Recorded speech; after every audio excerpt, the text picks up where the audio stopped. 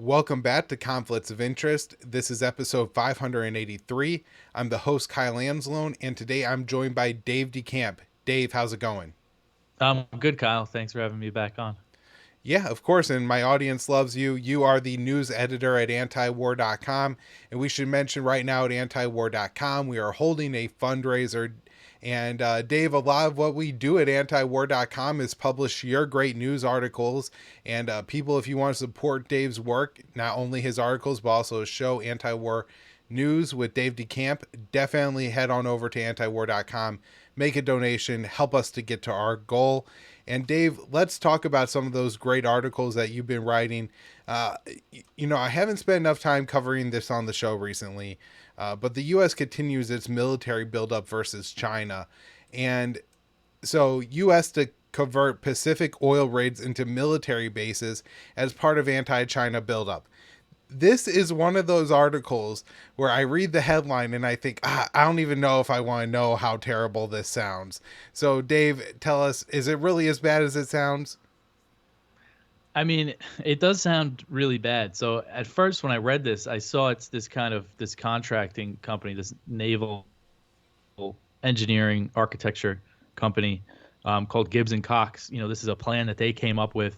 But according to these reports and one U.S. Navy official, this is something that the U.S. is actually going to do or planning to do is convert oil rigs in the Western Pacific, which is, near China or around all the Pacific islands where the U.S. base is, turn them into military bases and basically turn them into floating missile systems.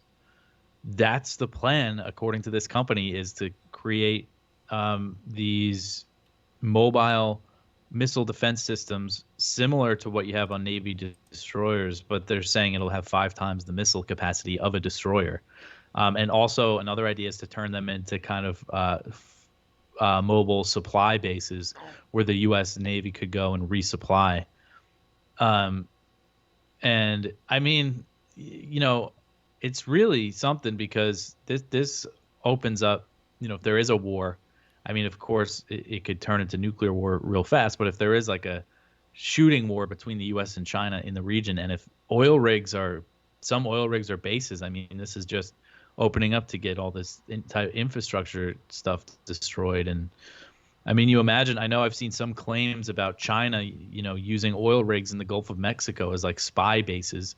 I haven't seen any evidence to back up those claims, but imagine if they were talking about this, if China was saying, yeah, we're going to turn oil rigs in the Gulf of Mexico into military bases with all these missiles.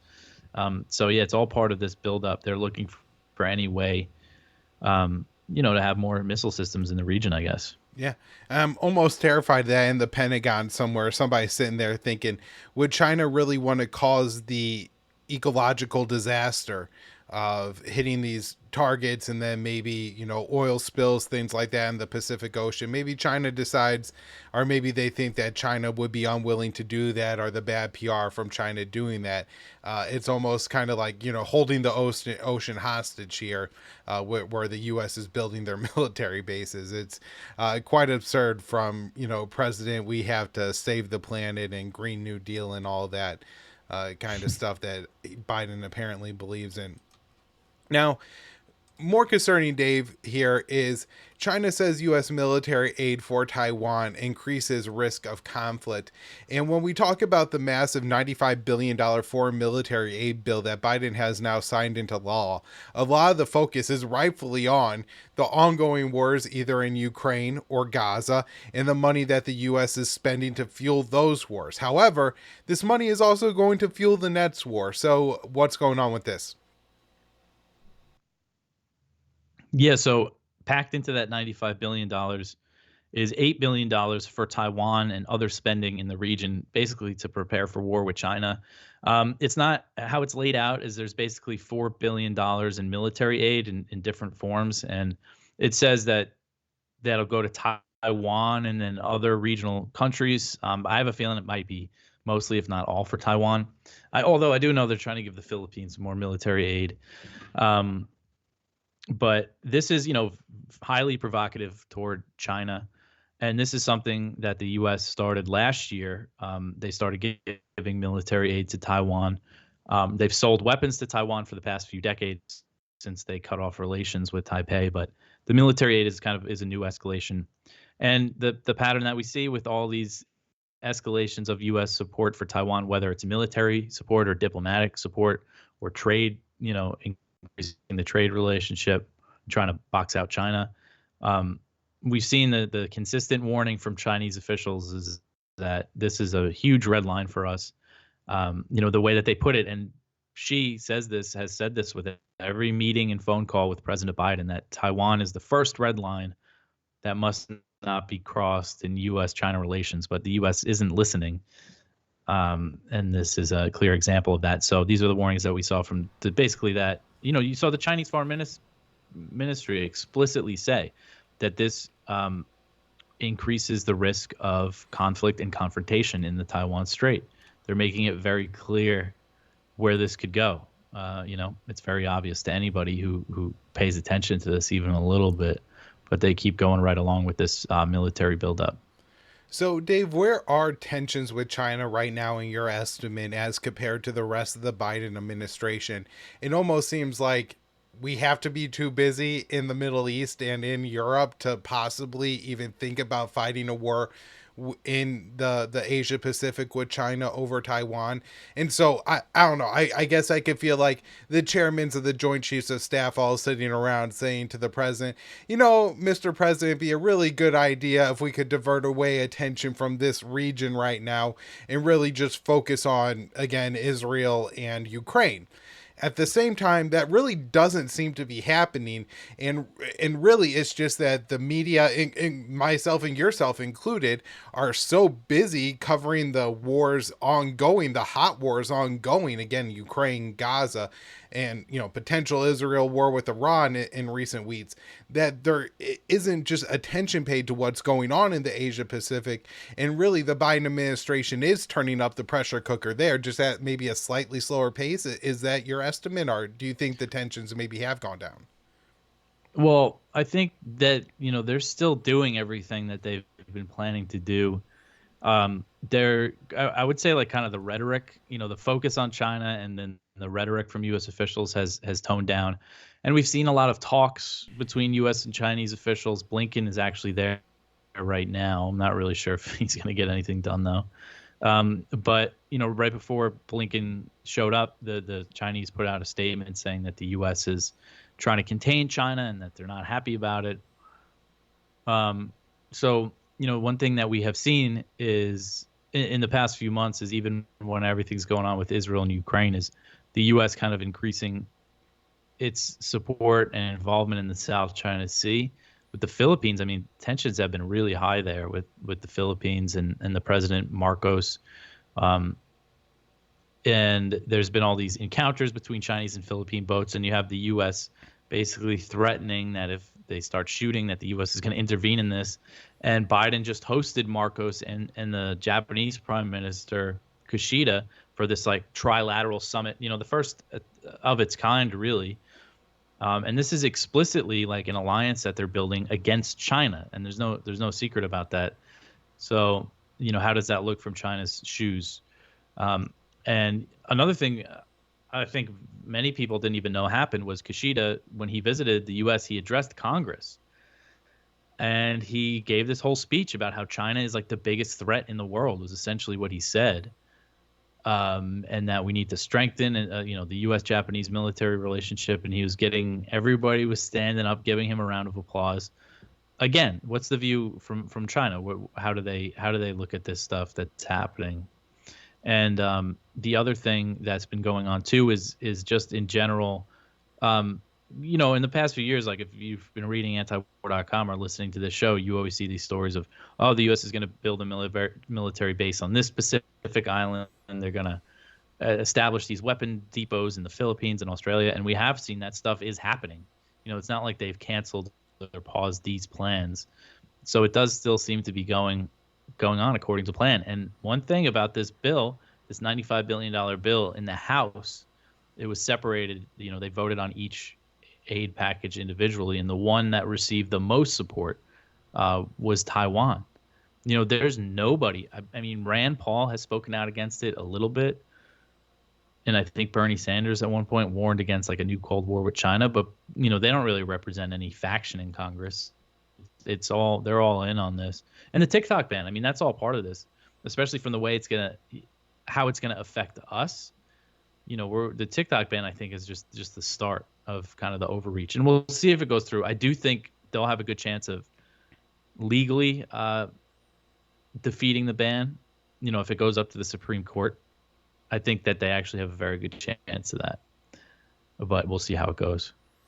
Right. And well, I guess one of my concerns with it going to the Supreme Court, Dave, is at that time, significant damage may already be done for TikTok in the American market. If they do go through with the ban and it's removed from phones and then, works its way through court, we've seen in the American system, especially if the U.S. government wants, it could take months, if not years, before you get a ruling that could actually force the U.S. government to reinstitute TikTok and allow U.S. companies to have it as apps on their phone. And of course, the U.S. government could find other creative ways.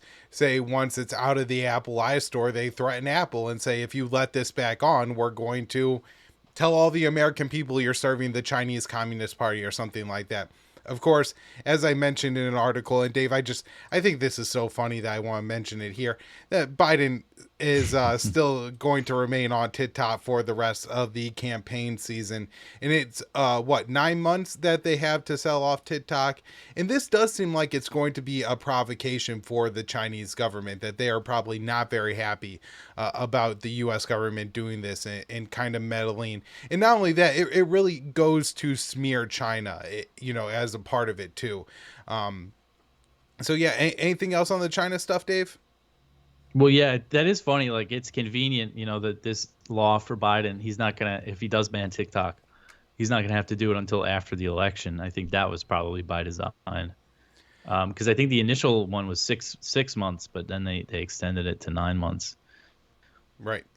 So, Dave, I want to talk to you about Africa here, where we have Niger and Chad. And a couple years ago, I had the great Danny Sherjan on this show, and he explained that for a long time, these two states were relative proxies of the U.S., and the U.S. would really lean on these states to try to help monitor their region. And so we have, for a long time, Chadian forces being deployed into the Horn of Africa to try to help the U.S. maintain their control there. Or with Niger, this massive military drone base that we built there and we're using to, surveil the entire Sahel West Africa region. And so these, while most Americans may not be able to even know there's a country named Chad or Niger, and probably definitely couldn't find or locate these countries on a map, they have played a significant role in the U.S. empire. And before that, at least with Niger, I'm not so sure with Chad, a part of the Francophone Empire. And so, these have kind of remained pieces of the Western control in Africa for quite some time. And now it looks like they are, if not looking for independence, at least to break away from the Western sphere of control. So let's start off with Niger, where the U.S. has been asked to leave, and there was some indication that they were saying they were going to leave. It seemed like there was pressure from the troops within the country. They're being forced to stay past their deployment. They're not able to get the resources they need to, safely stay in Niger. So they want to leave, and they're talking to members of Congress like Matt Gaetz in the Washington Post. So what do you think, Dave? Are we going to leave Niger? I think it's a matter of time. So I just pulled this article up from the New York Times because right before we recorded, I thought I saw something about the U.S. leaving Chad. And so the New York Times is reporting that the Pentagon will withdraw dozens of special operations forces from Chad in the next few days. So that sounds like it's happening.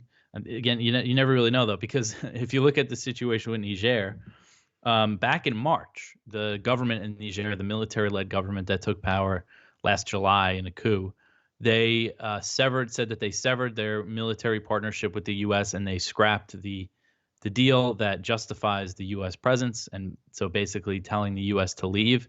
And the U.S. was kind of pretending like they weren't told to leave and said, "Oh, we're in negotiations with them." And even you saw very mixed signals. You had U.S. officials and Nigerian officials have a meeting, And then the Niger side said, oh, the U.S. is going to give us a withdrawal plan. But then the State Department said, oh, we're not going to detail what we talked about, and they didn't confirm that.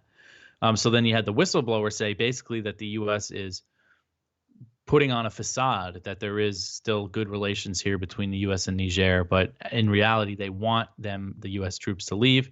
They're not allowing rotational forces to come in and relieve them. So then after that happened, Kurt Campbell said that the U.S. agreed to withdraw. He did make it kind of sound like they might drag their feet, like they were going to have talks, and it might take a little while. Now, just the other day, you had basically, I forget his exact title, but he's the second in command of the Joint Chiefs of Staff, say, no, there's not a final decision on withdrawal. He claimed that there's talks about a new military agreement, but we haven't seen any indication from the Niger side that that's the case. It's very clear that they want the U.S. to leave. So looks like they're still trying to figure out a way to stay, but I think they're going to eventually have to call it a day. And the fact that if they are withdrawing from Chad now, I think that's a sign that they might actually get out of there. Yeah, I mean, it would be interesting if the U.S. really decides to leave both countries. Although, Dave, if you, when I was listening to some of the debate in Congress over the $95 billion aid bill, the members of Congress typically, take the borders of the American empire to mean the borders of America, right? So the U.S. border is in Israel, the U.S. border is in Ukraine, and we should defend it as such. And so will the U.S. empire really give up on Africa? That it would seem to be a major withdrawal and a major development that hasn't gotten a whole lot of attention. And I guess if I were the leaders either in Niger or in Chad, I would be very alert for a coup in the coming days before the U.S. troops leave. I would guess the U.S., particularly in Niger, where we have a significant investment in infrastructure, that they're really trying to set up somebody to come into power here that would be willing to let the Americans stay. But I could be wrong about that.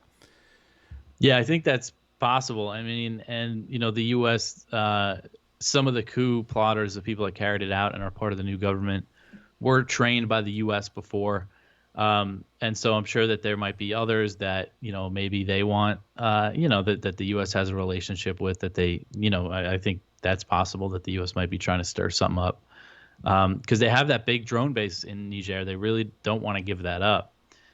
So yeah, I would say, that it's possible that they could take a desperate measure. If there wasn't all this other stuff going on right now, I think maybe it would be more likely. But they're in talks with other countries in the region. I know in the Ivory Coast and Benin on basing drones there. But still losing Niger is a pretty major foothold in that region. Yeah. So, Dave, let's shift over to Ukraine. You wrote up this piece Wednesday, April 24th. U.S. secretly armed Ukraine with long-range ATACMS last month. What do you think about this? Were you surprised to read this, and how big of a provocation do you think this is for Russia? I wasn't surprised by it, because that's just the way that they did it. So these are the long-range ATACMS that have the missiles that they could fire from the HIMARS rocket systems. They have a range of about 190 miles. Last year, the U.S. secretly started sending Ukraine an older model of the ATACMS that are actually cluster bombs, which is insane in itself. And they have a range of 100 miles, but so they did that secretly, and then a few months later they said, "Yeah, we sent them." So it kind of wasn't surprising that they did the same thing with this. I mean, yeah, this is a big provocation, and we've seen this big increase in Ukrainian attacks on Russian territory. And U.S. officials are saying that Ukraine has already used these missiles to attack a Russian airbase in Crimea. No indication that it did much damage or anything, but this is always a risk, and I think the attitude in the U.S. right now is especially because there's been all these Ukrainian attacks inside Russia now, like a whole bunch of them, and that actually provoked some pretty huge Russian missile and drone attacks across Ukraine, targeting their energy infrastructure. But I think the attitude in the U.S. and other NATO countries are like, all right, Russia hasn't done anything yet. We've been supporting Ukraine as it is attacking Russian territory, and they're not they haven't escalated this thing into a full-blown Russia-NATO war. They haven't tried to hit our bases. So, they're probably not going to do it if we send these longer range missiles, I mean, that's just the attitude, is that they think they can get away with it now. But maybe at some point, and I think it is clear that Russia doesn't want to do that either. I think it's all it's doing really, I think, is just prolonging the war. You see Russia's response as well. We're just going to take more territory. We're just going to push further into Ukraine to make up for the range of these missiles. And I think that is really what they're doing. Like, the whole purpose of this $61 billion is to just prolong the war, just to keep it going. Yeah, it certainly seems that way, Dave. Now, I want to ask you, your thoughts on this. So, National Security Advisor Jake Sullivan said a significant number have already been sent to Ukraine. And I had heard, Dave, from members of Congress for the past 2 years that all Ukraine needs is ATACMS to turn this fight around. And they've apparently had them for a couple months, and it doesn't seem like any, have you noticed any change on the battlefield in the momentum or anything over the past month or so that would suggest that these, particular weapons that, again, Congress had said, had only Biden sent these to Ukraine, they would have already won the war, maybe along with these and the F-16s. Any major developments? No, I mean, that is the talking point, though. Is that, and we've even seen Ukrainian officials say, like, no Western weapons are going to help us. you know, none of them are expected to make a big difference. And even if they do, Russia will adjust. And the big issue is the manpower. So yeah, no, there's no indication that this, again, it might prolong things, and help them hit more targets inside Russia, but that's not going to make a difference, on the battlefield.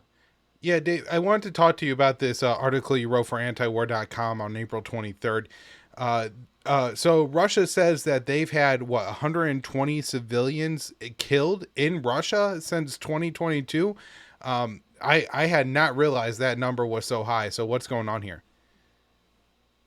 Yeah, so this is the governor of Belgorod, which is the oblast that it's one of the border regions.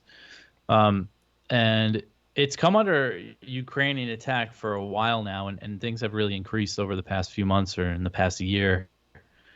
And he's saying 120 civilians have been killed there. And based on just following it, I think it's a believable number.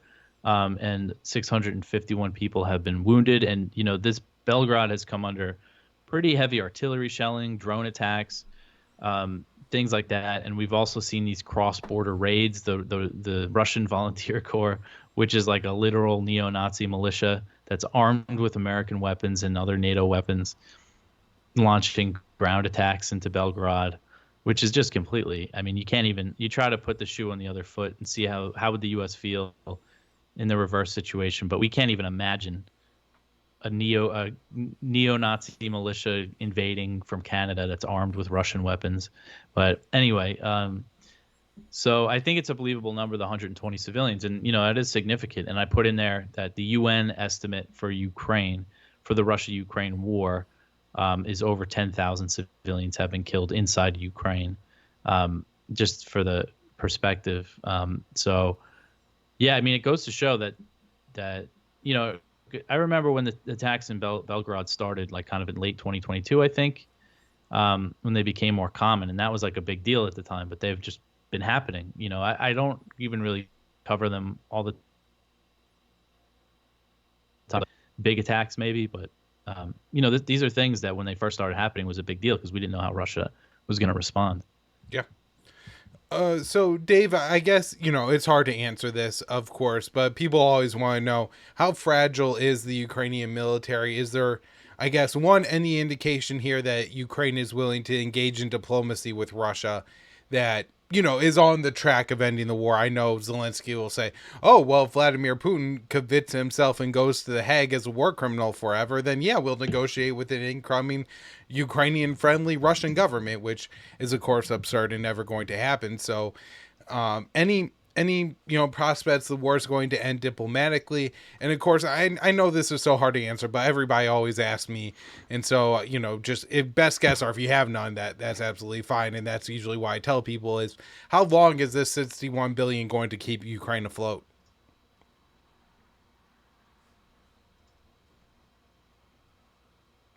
I mean, I think it'll last another year at least. If you look at the rate that they've spent on this war, and a lot of that money is to replenish U.S. weapons and stockpiles. So then, I think to replace weapons that they've already sent, and then so they could send more. I'm not sure of the exact number on that, but yeah, I think this is the whole idea of the thing. Even though the whole idea was to get through the election and then worry about it after. This is Biden's war. If he had to end it or whatever, that wouldn't have been good for his. He wanted to keep it going through the election. That was the goal, and then I think they want a long time, but I think that was the thinking with this $61 billion. Yeah. And I do wonder if it's maybe not the military aid at this point that's the real shortage, but the men that are needed to fight this war. And Ukraine cuts off consular services for military aged men abroad. I thought this, Dave, was probably a sign that Ukraine is getting pretty desperate on this front as far as needing new soldiers. Of course, one of the real struggles for Ukraine, of course, is unlike Russia, they can't train their new incoming recruits within Ukraine. And so you have piecemeal training across Europe that's less effective. And not only that, they need soldiers now. And of course, you have to draft kids and then train them for months, if not, a whole year to get them truly prepared to conduct the kind of operations with the kind of advanced weaponry that the West has. So, I wonder even if the military aid is there, if the Ukrainian people aren't. Now, of course, I guess, money, bribery can buy you quite a bit of men even. So it's not impossible that, these billions of dollars are able to get, more men in the Ukrainian army just by how corrupt of a country Ukraine is. So, Dave, anything else on Ukraine? I wanted to ask you about Gaza before we wrap up here.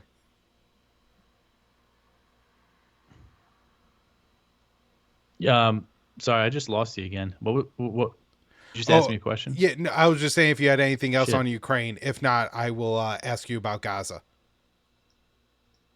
This connection. My internet looks okay. All right, Dave, I know the internet's a little choppy here, but one last question for you. When do you think the Israeli operations in Rafah will begin? You had this recent article, Red Cross says Rafah evacuation not possible as Israel prepares invasion. Yeah, so we've seen some reports in Israeli media that they're planning to launch the invasion very soon, and there's apparently a buildup of Israeli troops and Israeli armored vehicles at bases near southern Gaza, so it looks like they're getting prepared for it. They're also, according to, this is just according to media reports again, they actually planned to launch the invasion, but it was delayed due to the Iranian attack on Israel. Iran's response to the consulate bombing. So it's tough to say because they've been threatening this for months now. And it doesn't right now, attention kind of seems to be off these details about Gaza because the U.S. says that they're against them attacking the city without taking into account for the civilians. But at the same time, I don't really see any pressure from the U.S. I mean, Biden, I think it's very clear now that basically Israel can do whatever it wants, especially after they killed those aid workers and there was no consequences for it. So, I think Netanyahu probably thinks he can do it. And I wouldn't be surprised if we see it happen in the next few days or next few weeks, because we've seen an increase kind of in Israeli airstrikes and bombing across Gaza and in Rafah. So, yeah. Dave, well, thank you so much for your analysis here on the show today. Sorry, the internet connection for all the listeners got a little bit choppy here at the end, but I think overall, pretty solid episode, and the audio and video should all be okay. Dave, again, thank you so much for coming on the show. Just before you leave here, it's fundraising time at antiwar.com. You write the news stories. You do anti-war news with Dave DeCamp. Anything else you want to plug or a word to send people to donate? Yeah, so if people want to help out, if they appreciate our work, antiwar.com/donate, you can see the different ways you can support us. We have, this is how we get by. This is how we got to do it. And if you appreciate us, definitely help out if you can. And you can follow me on the social media on Twitter. Also follow antiwar.com's Instagram account. We have some people helping out with that, and the posts have been looking really good. And you can follow antiwar.com on Twitter or X as well. Keep an eye on all that stuff. That's really it. All right. Thank you, Dave. And we'll be back with more episodes next week.